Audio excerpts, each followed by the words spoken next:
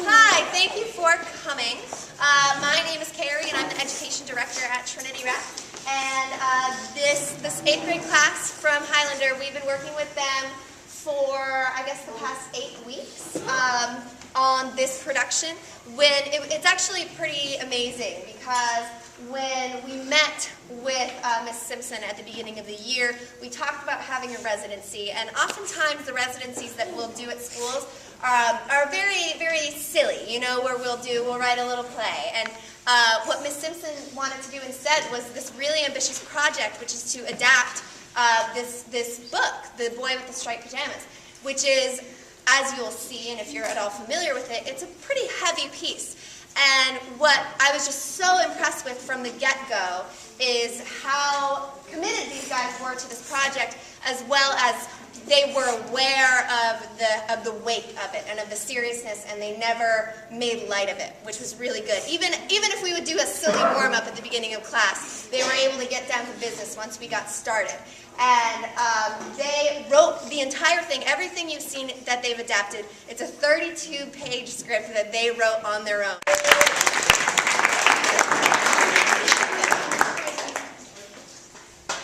Welcome to our show. We have dramatized the book The Boy in the Striped Pajamas by John Bowen.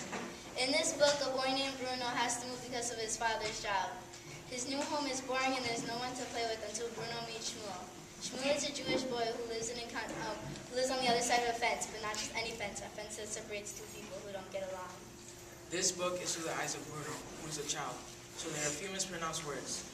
Auschwitz refers to Auschwitz, the concentration camp, and Fury refers to Fuhrer, what they call Hitler. Bruno does not understand these words, so he mispronounces them. There were many different concentration camps. Some were working camps and others were death camps. Auschwitz was one of the biggest death camps during World War II. About 6 million people were in the camps. By 1945, 2 out of every 3 European Jews had been killed. They were killed by getting put into gas chambers, random shootings, being starved, getting sick, and put into mass groups. And now, The Boy in the Striped Pajamas by John Bowen, adapted by the Highlander 8th graders.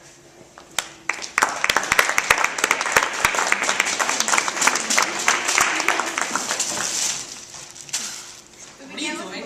Get your hands on my stuff. Oh, there you are, Bruno. I've been looking for you. Leave Maria packing, won't you? What you packing for? Well... Are you sending me away? No, Bruno, dear. We're moving. But what about Carl, Dana, and Martin in school? We had a plan. And what about Grandma and Grandpa? Bruno, your father got promoted and his job requires us to leave Berlin. But I don't want to. Bruno, we're moving. End of story. As Bruno and his family approached the new house, he opened his eyes widely. He thought to himself, I can't believe I'm going to live in this small house.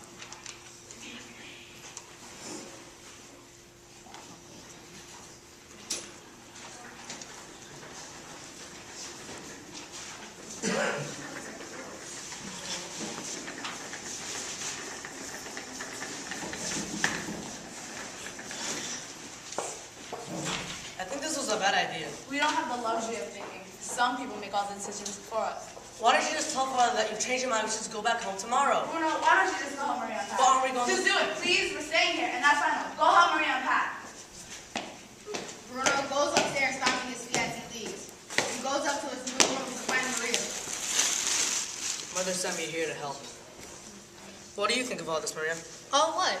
This. Come to this place. Don't you think it was a bad idea? That's not for me to say. Did your mother tell you about your father's job?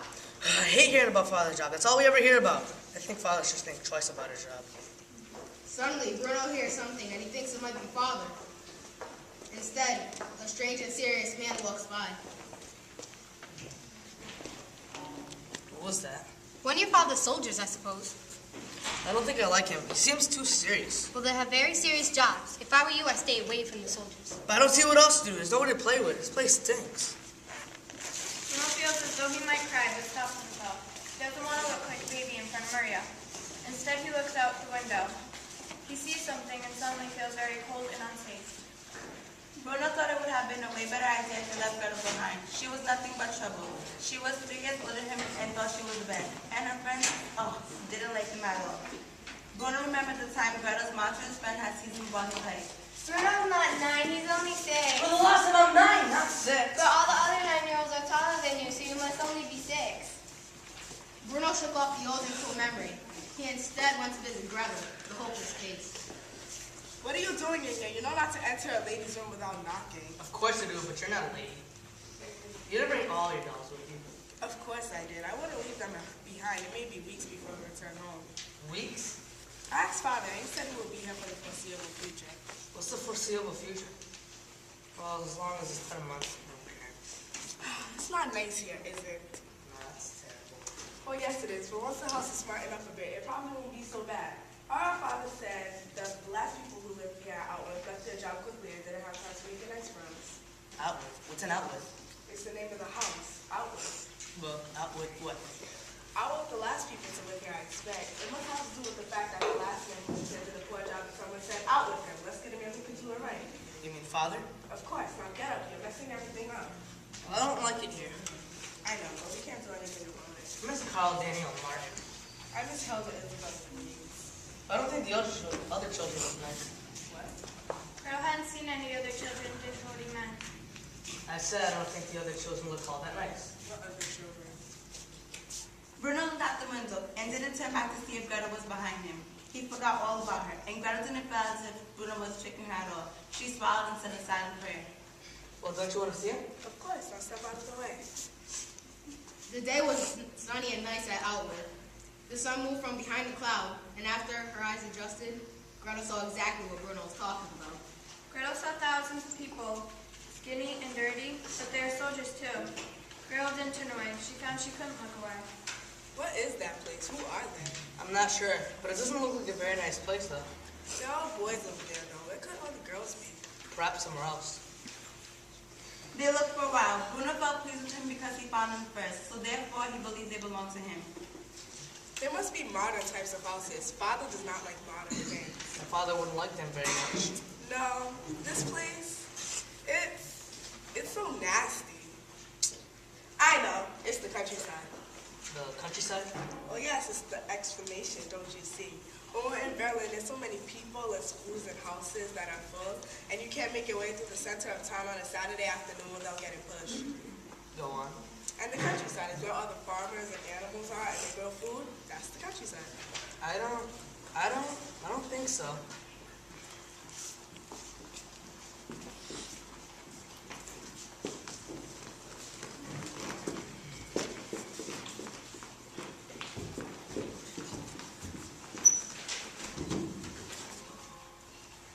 Bruno was not supposed to go into Father's office, but one day, he went in anyway.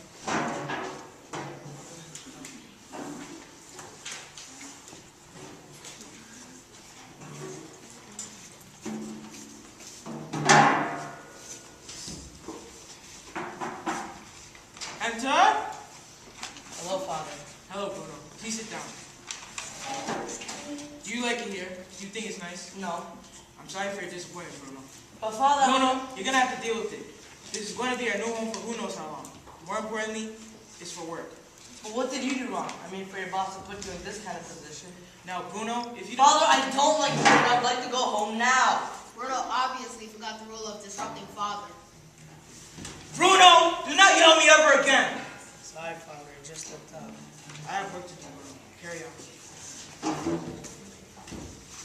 I'll hit